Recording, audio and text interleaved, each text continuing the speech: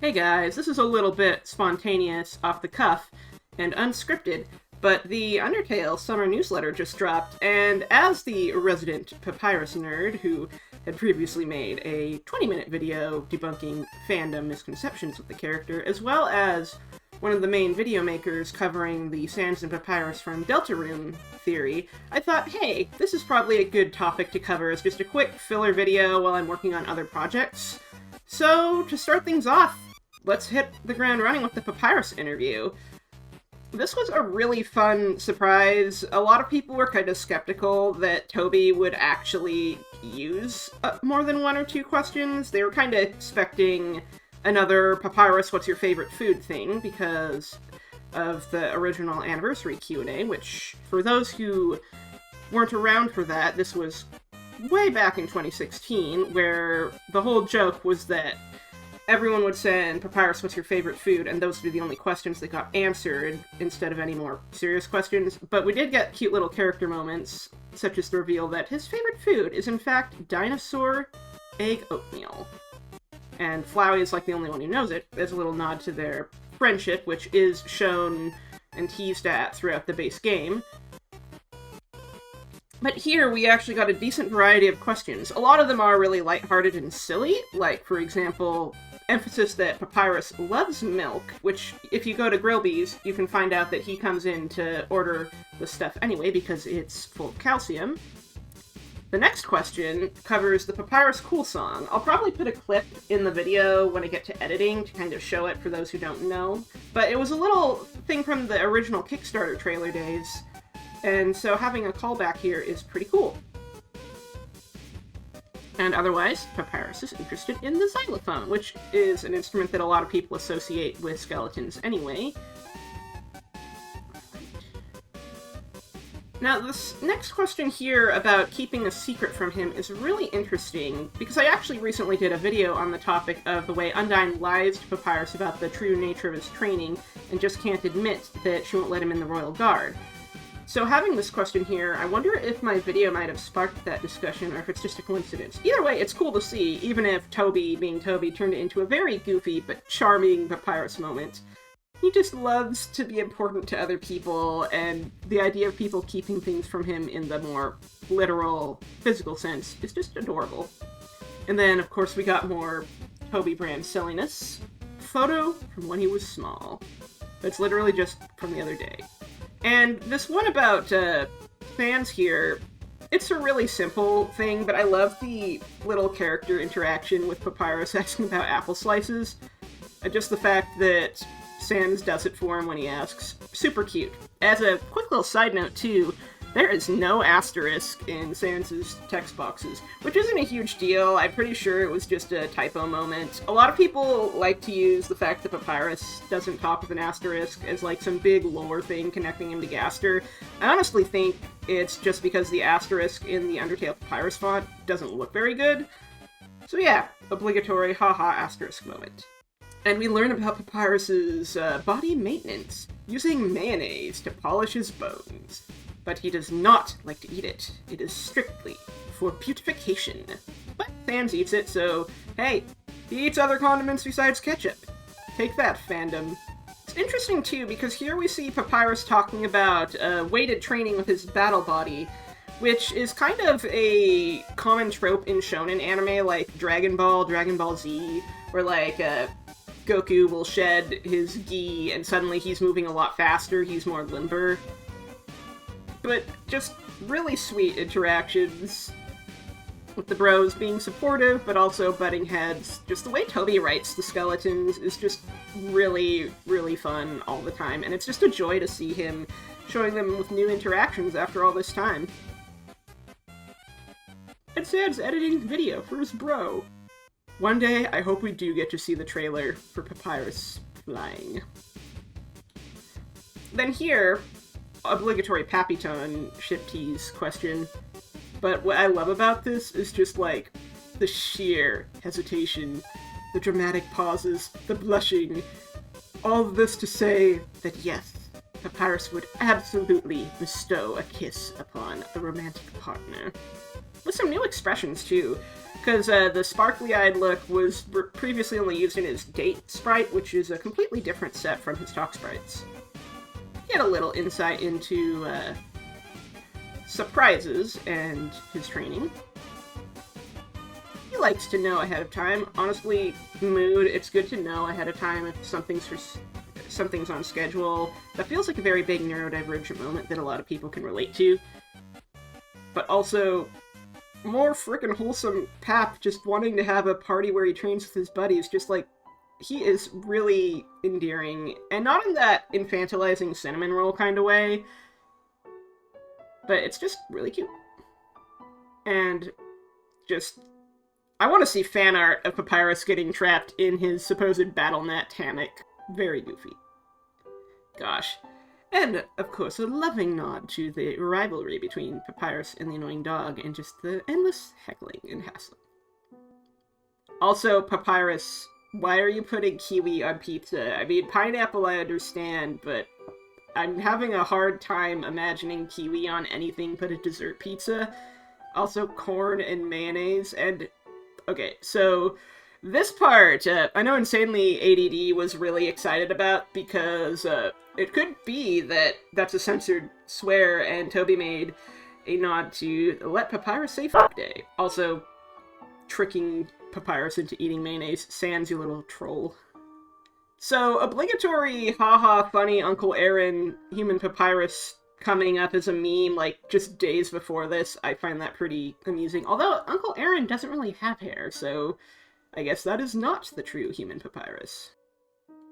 What this tells us is that Papyrus cleans himself, Sans does not. Which, honestly, considering his general kind of scrungly habits, sitting in grill beef, scratching his bum, drinking condiments from the bottle, yeah, it checks out that Sans would just be this kind of stinky goober.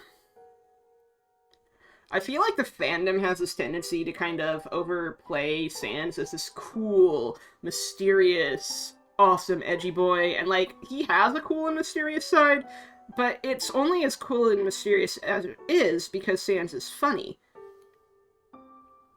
And just the idea of Sans just filling a bubble bath, watching the bubbles pop, and never actually getting in, also great. Especially when you consider the state of his room, too, with a trash tornado and an unmade bed, like, yeah, Sans is probably very sweaty and smells like farts and condiments.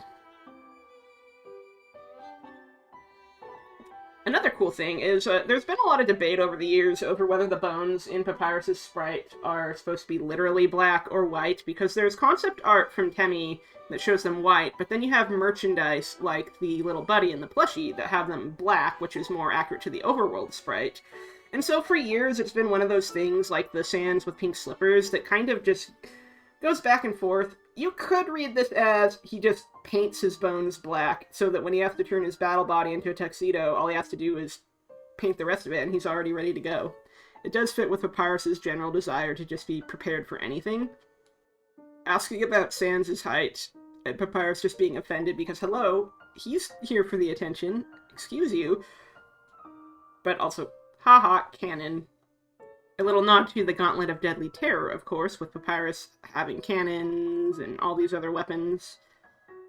And this kind of haha short beanpole thing, very in line with their goofy interactions, like the note where they argue about socks. I really do hope we get to see them both in Deltarune at some point, because I think it would be great. And now, perhaps the big thing that's got the fandom talking is this last question, about what their life was like before moving into Snowdin. Now, take a look at this second box here. Papyrus talks about green grass, and then Sans abruptly cuts him off. Shower's open. Follow up on a previous question, and then Sans is supposed to finish the question, and then it just abruptly ends. Now, I'm of two minds with this. A lot of people are pointing out that this is a meta-commentary on the original Kickstarter appearance of Sans and Papyrus in that grassy part of the ruins, where the Papyrus Cool song plays, which does come up earlier in this interview. So it could be Toby's just lampshading that. But on the other hand, if you're talking strict canon in-game dialogue, Papyrus didn't actually start wearing his battle body until recently at a costume party. Thus, it's also just as possible that the green grass he mentions is somewhere else. And this ties back into the Sans and Papyrus Otherworld theory, which if you haven't watched my previous videos, I'll put a link in the cards and description. Basically, it posits that Sans and Papyrus originally came from the world of Deltarune, and then at some point during the events of the game, they ended up in Undertale's world. And there's a couple bits of evidence people like to use, like the River Person's Beware the Man Who Came from the Other World text, the fact that Icy doesn't really appear anywhere in Undertale outside of the word search puzzle, and is everywhere in Deltarune, as well as Sans talking about giving up on going back. And for the most part, this theory mostly focuses on the Sans side of the equation, because Papyrus allegedly has never met a human before, and acts at least like he's never seen the sun before going to the surface.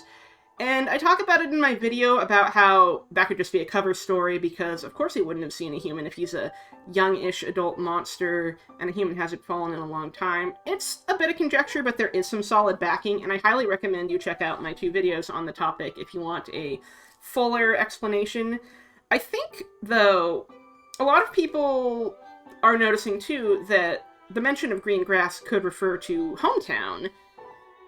So it's entirely possible that this is Toby's kind of cheeky way of teasing it, because the way the question ends super abruptly, it kind of feels like it's a deliberate carrot on a string. So hey, who knows? So that's the main meat from the newsletter that's interesting and relevant here. But real quick, I thought it would be fun to just kind of go over the rest of the newsletter, just for completion's sake. Okay, so let's talk about the rest of the newsletter. First, I really want to talk about how cute these sprites are. I really appreciate just how much Toby uses Mad Mew Mew in promotional material, because a lot of people like to kind of ignore Mad Mew Mew as a part of Mad Dummy's character, either because they don't like that the dummy character became this fun trans cat girl, or because she's console locked to Switch and Xbox at this time. But the fact that Toby's just kind of doubled down on using the character rather than using the Mad Dummy design, I think really shows, especially if you consider the alarm clock dialogue on the Undertale website, that yeah, this is basically meant to be her fate in all versions after the game ends. Also, adorable sprites by Temmie, of course. So we get a little progress update on Chapter 2. It sounds like... why did I say Chapter 2? On Chapter 3. And I think what's interesting here is that he mentions progress being done on later chapters, but it seems like Chapter 3 is only just starting to wrap up. A lot of folks were hoping we would see Chapters 3 through 5 this year in time for Deltarune's 5th anniversary. With this update in mind, I'm definitely thinking that no, unfortunately that won't happen unless Toby decides to do another solo chapter release, which I kind of doubt. So I think what's more likely is late 2024 at the earliest. But it is really cool to kind of get a feel for where things are going, and the fact that he made the song back in 2016 is really cool, and it shows his long-term dedication. Also, this adorable art of the annoying dog with the steamroller. But, like, one thing that people are talking about when it comes to this is that this chapter is strange and focused less on story. But I think the big thing you gotta keep in mind is just because it's not a big plot chapter doesn't mean it's no plot chapter. To give an example, let's look at Hotland in Undertale, because I feel like that's the closest kind of approximation of the vibe I kind of feel he's going for. Where Hotland does have plot progression in the form of Alphys as a character and her back and forth with Mettaton, leading up to the core with all the mercs. But at any rate, the thing with Hotland is that while yes, there is all this plot and character build-up, it's mainly, until the core, focused more on fun comedic shenanigans with Mettaton's TV shows. And the real plot thrust doesn't really come in until the climax. And I suspect that with Chapter 3, we're going to see something very similar. I don't think it means that Chris opening the fountain at the end of Chapter 2 means nothing. I just think that it means that it might not make them the Roaring Knight. It's probably going to be something else, because otherwise I feel like if that was the direction Toby was going for, it would be much plottier. But we'll have to see, because we know very little about what Chapter 4 is going to be about. Love the Melonhead Ralse, it's just so goofy. And then there's the Unused ice cream speedrun segment. I'll put some footage of the video on screen here so that we can kind of look at it. With the goofy music, it's fantastic. I love just the fact that he originally planned to kind of troll speedrunners. I see why it was cut, though, because as comical as it is, it's also just a really big time sink, and it punishes speedrunners who just want to get to the end of the game. And the thing with that is that Toby's clearly shown an appreciation for the speedrun community. In Chapter 2 for Deltarune, he actually added a variable that says speedrunner satiated when you go through Queen's Mansion and interact with the little trays on wheels with the swatchlings chasing after you, and a couple other things. So it's clear that Toby totally is down for speedrunners, and so I think with that in mind, a joke like this probably isn't his style in the end. We get a nice little Speedin flying around. I'll put on the music for this part in the background of the video, but it's interesting that he was kind of talking about a goofy song without a story context, and it really gives some insight into Toby's creative process, too. Because I definitely relate to needing, like, a story frame of mind when I make music. The way I compose for Inverted Fate, I tend to consider a couple of things. I consider, what is the story circumstance? What are the characters feeling at this time? What leitmotifs and kind of vibes of the instrumentation can I use to communicate the story through the song that accompanies it? And that kind of feels like sort of the vibe Toby goes with as well. I, for one, would love to hear a full version of this, though, because Toby's goofy music is just incredibly charming. The Greatest Living Show has surpassed 1 million views, and honestly, considering how much love went into the animation, it was done by one person. Like, that is insane as someone who has done some animation. Just doing this all by hand with the fluidity of the motion, just mad props. I'm so glad it's doing well.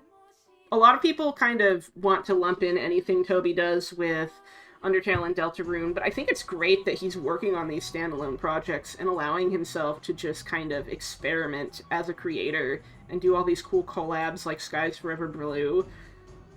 I really hope he continues to branch out and just get into all these other awesome projects like he has with Pokemon and Smash. He recently did some voice acting on We Baby Bears. I'll probably slide in some footage for that as well. But it's really cool, because the thing with Toby is, there's this whole thing about him being mysterious, and when he did the Deltarune anniversary stream, he used text-to-speech. But there have been times where his voice is audible, and like old Fangamer interviews or in the Baby Is You Homestuck musical parody he did. But what people are kind of noticing is that he only focused on Task Manager and Queen, and no mention of Jevil and Spamton. Now, I think it's pretty obvious he voiced them too, but the omission of the secret bosses is pretty comical. And then, of course, we have the interview. Lovely pixel art animation. People are noticing that Noelle's outfit is kind of like Kanaya, or however you pronounce her name, from Homestuck. I'll put a little screenshot of a tweet on here. Note to Editing Dork, please do that. How to get Infinite Sans duplication glitch. Wonderful, and that links to the Sans Nendoroid figure. And that's the end of the newsletter, with Undyne sitting by a beautiful sunset window wearing a purple dress, which is interesting. Anyway, other than that, that's pretty much it. I wanted to just kind of give my thoughts, and I think overall, my biggest highlight is for sure the Papyrus interview. As a big fan of Papyrus, who's really missed seeing him in new material, I think it's great. And the cool thing, too, is just this precedent these newsletters have been setting to just kind of flesh out the Undertale characters and world. Like, for instance, the Grillies comic from the previous newsletter, which not only is lovingly drawn, but just the amount of information you can get from the characters in these little offshoot side comics. Knowing little things like how Grilby can affect the temperature as flames, the way he keeps a picture of a snowman made by some children. Also just getting depth on the NPCs you see at Grilby's, even if they don't have names, like the fact that the bird that likes to talk for him is a girl. I don't think anyone anticipated that. So, I guess what I'm saying by this silly tangent at the end is just, I really hope they continue to get inventive with ways to create extra Undertale material through these newsletters, because I think that because Undertale is a complete game, you don't get, like, new releases other than Deltarune stuff, so this is just a fun way to sort of flesh out the world and give fans some extra fun content. Anyway, thank you for watching. I guess before we wrap things up, I want to give a quick update on current videos in progress. I'm working on a couple of videos. One I hope to get out this Sunday about the dialogue from Undertale NPCs when you kill major bosses, because what a lot of people don't realize is if you backtrack through the areas, you can actually see their reactions to these character deaths and get new insight on the bosses you've killed, which adds a sort of heaviness to the deaths as you start to feel guilty learning all these new things or seeing just the void these characters leave behind. I'm also still in the process of getting ready to work on a Ventus analysis from Kingdom Hearts. The script is really big, though. All that being said, that is going to be a project I gradually work on since my non-Undertale Deltarune stuff usually doesn't perform quite as well. The Saturday Sonic analysis, I keep putting it off. I really do genuinely want to make that my next non-Undertale Deltarune project, but I gotta sit down and rewatch SatAM first. Other than that, like, if you want to see where I'm at with my projects, I cannot stress enough just how awesome it would be to pledge on Patreon. The money I make is still pretty low, and I would love to be able to just get more income coming in to better support myself and build my savings so that I continue to grow my platform and spend a bit more time on projects too, because my editing style right now is pretty darn basic, because that's all the time I really have to do. But with a little bit more Patreon support, I could take a little bit more time, brush up on my editing, and just advance my craft. But yeah, all that being said, thanks for watching, have a great day.